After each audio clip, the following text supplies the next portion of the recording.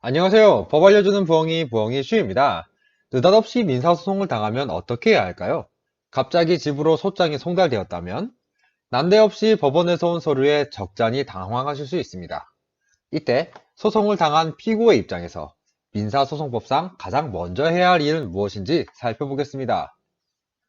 우선 민사소송은 다음과 같은 절차로 진행됩니다.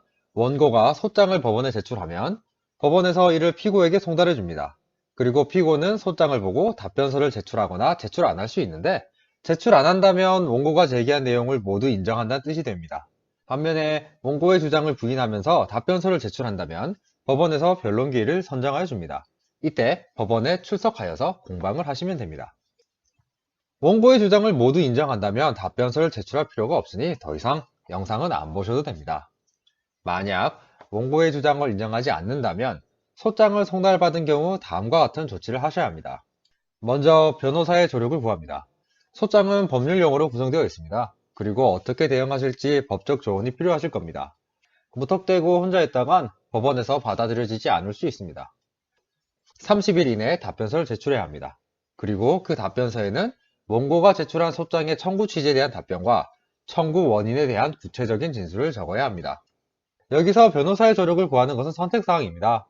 본인이 스스로 하실 수 있다면 선임 안 하셔도 되나 변론기일에 법정에서 때만 쓰다가 돌아올 수 있습니다. 저는 법적인 문제에 있어서 변호사의 조력을 구하는 것을 권장합니다. 법무사를 찾아가시는 분들도 있는데 법무사는 서류만 대신 작성해주지 법정에서 대신 다퉈주질 못합니다. 30일 이내 답변서 제출과 청구 취지에 대한 답변과 청구 원인에 대한 구체적인 진술을 적어야 한다는 부분은 필수입니다.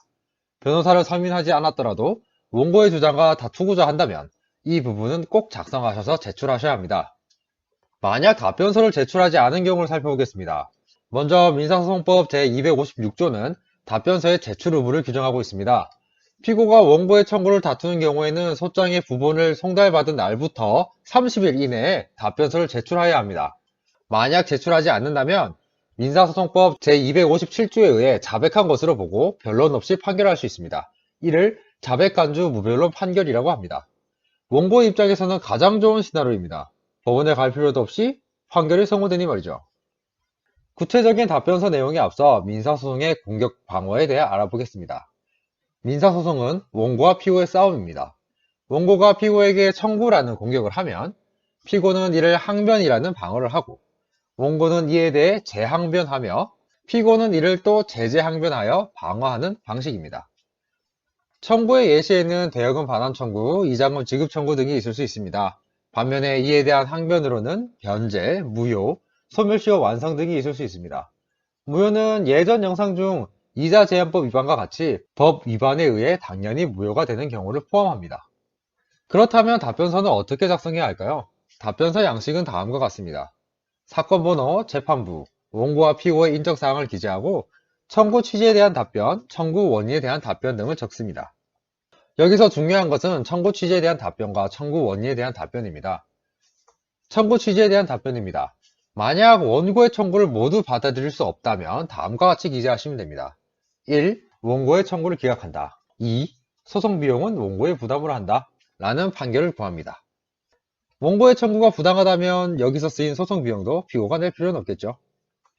청구 원인에 대한 답변은 항변을 적으시면 됩니다. 이미 변제해서 청구가 이유가 없다든지 이자 제한법 위반으로 무효이기 때문에 청구가 이유가 없다든지 다양한 항변 사유들이 있을 겁니다. 참고로 네이버에 나홀로 소송을 검색해 보시면 대법원 나홀로 소송 웹사이트가 있습니다. 웹사이트는 다음과 같이 구성되어 있습니다. 소송을 당하셨다면 화면 가운데 피고의 대응 안내를 한번 확인해 보시고 법률 상담이 필요하시면 좌측 하단의 대한법률구조공단도 한번 확인해 보시는 걸 권합니다. 답변서 양식은 하단의 기타 서식 작성하기 부분에 있습니다. 결론입니다. 소장을 받은 경우 변호사의 조력을 구한다. 30일 이내에 답변서를 제출한다.